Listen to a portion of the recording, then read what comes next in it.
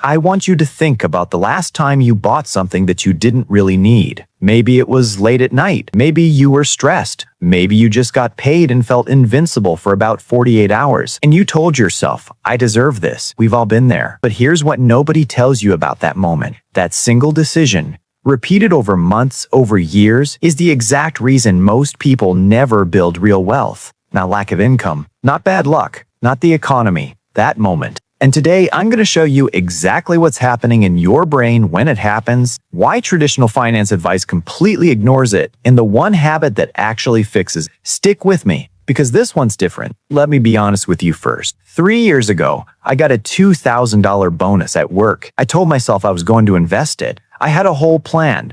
I even opened my brokerage app. But then, I bought sneakers I didn't need. A smartwatch because it was on sale, a weekend trip because I'd been working so hard, random stuff I ordered at 1 in the morning, dinners out because I was celebrating, gone in 11 days, and the worst part? I didn't feel like I did anything wrong in the moment. Every single purchase felt completely justified. That's when I realized the problem wasn't my income. The problem was something much deeper. Here's what personal finance YouTubers never talk about.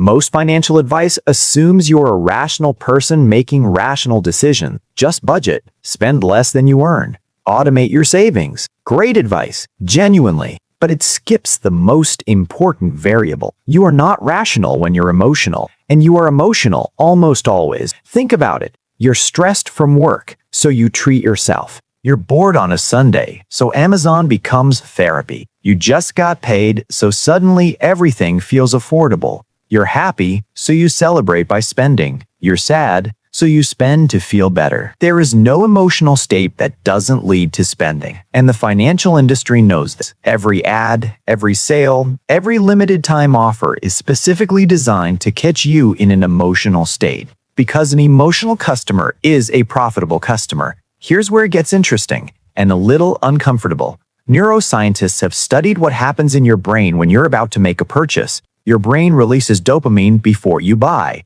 not after, before. The anticipation, the scrolling, the adding to cart, the imagining yourself with the product, that is the reward your brain is chasing. By the time you actually swipe your card, the dopamine is already dropping, which means you're paying real money for a feeling you've already experienced. You're buying the ghost of an emotion. Studies show the average person makes over 35,000 decisions per day. And financial researchers found that over 70% of unplanned purchases happen during emotionally elevated states. Not because people are irresponsible, because that's how human brains are built. We are not wired for long-term financial thinking. We are wired for right now. So what do wealthy people actually do differently? It's not that they earn more, though eventually they do.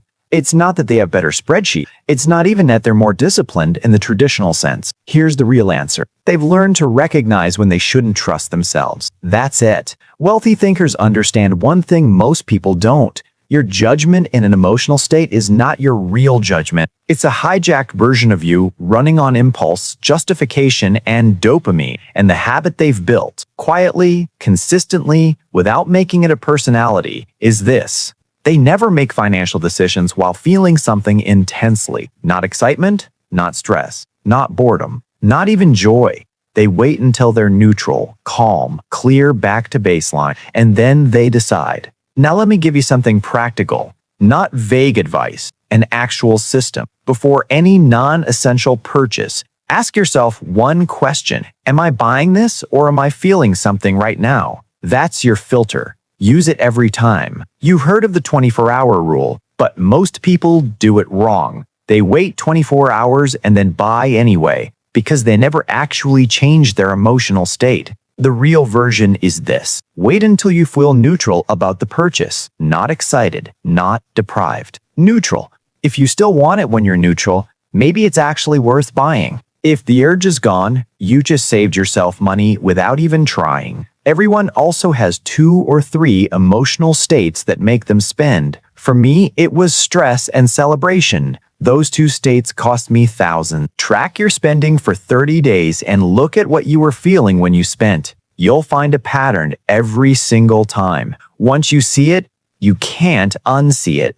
And once you can't unsee it, it loses its power over you. Finally, build friction on purpose. Remove saved credit cards from websites. Delete shopping apps from your home screen. Add one extra step between impulse and purchase. Friction is your friend. Every second of delay is a chance for your rational brain to show up. Here's the thing most finance content misses completely. This habit isn't really about money. Money is just where it shows up most clearly. Because when you learn to pause before spending, you're actually learning to pause before reacting to anything. You stop sending emails you'll regret. You stop making decisions out of fear.